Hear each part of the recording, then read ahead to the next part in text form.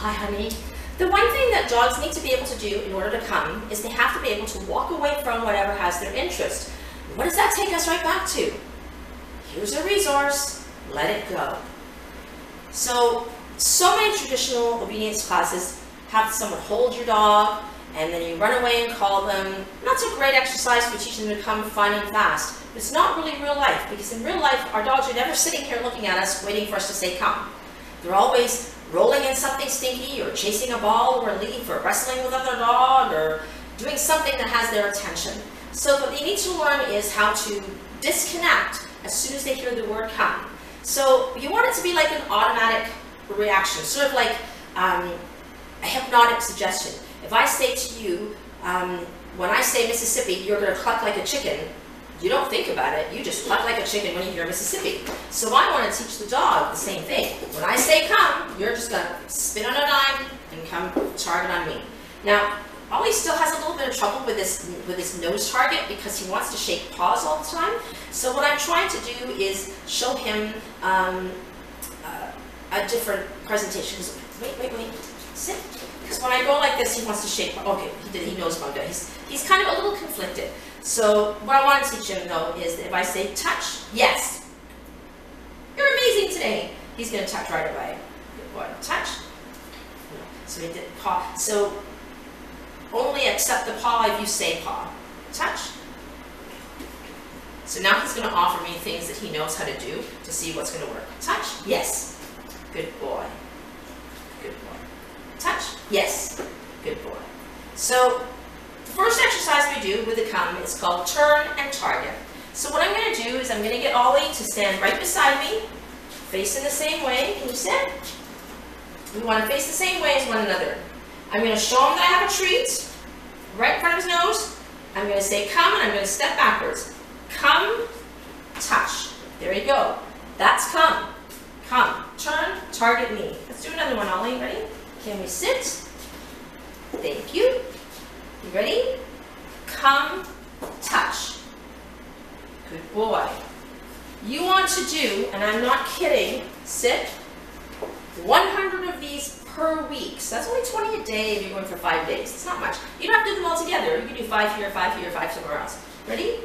Come, touch. Because you want that dog jump into his feet the minute he sees come.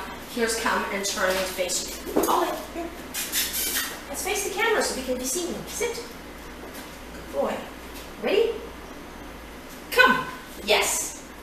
Now, after you've done your 100 of those a week, and he's popping up the minute he hears come, you're going to do what's called a come for. Come for is teaching them to turn, cover distance, and target. So it's just a little bit of a build on that. Here. Ollie, sit. Ready? So I'm going to go come, and I'm going to run backwards and touch. So I'll teach him to cover distance. Ready, Ollie? Where are you, buddy? Sit. Come. Good boy.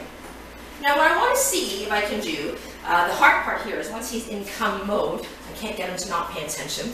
But I'm going to see if I can get him to not pay attention for a second. Come. Good boy.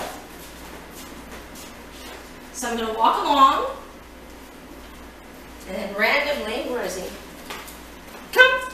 Yes. Good boy.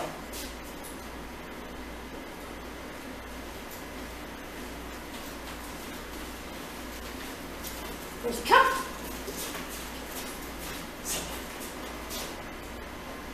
What I want to try and get him to do is go forward. So I'm going to try and trick him by tossing a hot dog out in there. Ollie, come? Yes. Good boy. So I want to get him not looking at me for that first come. You ready? Can I toss a hot dog out there, get him away from me? Ollie, come? Yes. What you're going to do on your walks is you're going to walk. When he sees something up ahead, or he looks away from you, where is he? He's behind me now, isn't he? That's when you're going to do your come and run backwards. So you're calling off things. Don't wait until he's like straining to look at something to call him to come, because then that magnet, he's magnetized that thing, it's too strong. You know, when he sees a cat 4 houses down, he goes, oh, that's when you want to call come. Right? So, or, you know, as soon as you see him alert, that's when you want to go, come, and run away, right away. So you're teaching him how to turn away from things that have his interest, because that's what come is, turning away from things that has his interest. You want to do comes, hundreds of comes when you don't need them, so that the one time that you do need the come, he's got it. Come is the least reliable cue that most dogs have, and it's because we don't practice it. We only call them to come when we want them to come. So you've got to throw comes in on your walks. You know, do it in the house, in the backyard, on the driveway, on the sidewalk, out on your walks. You've got to practice all of these exercises in different environments so that Ollie learns that they work in all environments, because that's the other thing with dogs. Dogs don't generalize well in the beginning. They learn it in here, so they go, okay, this is how we behave here. They learn it at the house, and this is how we behave at the house. And he knows, of course, that it's with me. So they attach everything to the people and the environments. So what we need to do with our dogs is we need to get it working in our house and then take it on the road, which means practicing out on your walks, practicing in the park, practicing in the yard, practicing in the vet clinic, practicing anywhere you can take him, so that he learns to, oh, this works everywhere in my world. And then once they kind of get that concept, then they generalize better, and you can take things places. In marine mammal training, we call it new tank syndrome. And what happens often is, you know, dolphins and marine mammals who know all these tricks in one aquarium, when they move to a new aquarium, they will temporarily forget all of their training until they acclimate to the new environment, and it's called new tank syndrome. So dogs are a little bit like that, not quite as exaggerated as dolphins, because dogs live in a world where they've got lots of things around them, but dogs are a little bit like that. Remember my Border Collie Bess at her first fly ball tournament, she was playing really well at Hall and at practice, she was doing really great. They put her in the tournament, and the first race came up, and I let her go, and I said, go, go, go, and she ran about 6 feet in front of me, and then went, I have no idea what to do. She just totally, her mind went blank. She did not know what to do. So I had to take the next warm-up period of the next race, which is 2 minutes, and walk her up, walk her back, remind her, this is the game. And once, you know, I got a couple of practice in there with her in a couple of warm-up races, then she was able to go back in the races. But it was an extreme thing, you know. She knew how to play this game, but in that excitement of that environment and the new place, when I said go, go, go, she went, I have no idea what this means. So dogs do that. We always have to assume that they don't understand, not that they're being bad. You know, old school training says, oh, he's being bad, he's being obstinate, he's being stubborn. Sometimes they just don't understand. Some of that is that changing pictures. We are very consistent with our tells. We do little things when we talk and when we move. We have hand gestures, facial expressions. Dogs pick up on that. They are very good poker players. And then the one day when we give the cue and we don't do the usual physical cue that goes with it, the dog goes, I don't know what that means. Because more likely, the dog is watching your physical cues more than your voice. So this is why we do change the pictures. So we make sure they're listening to the verbal cues so they understand if we don't do something right.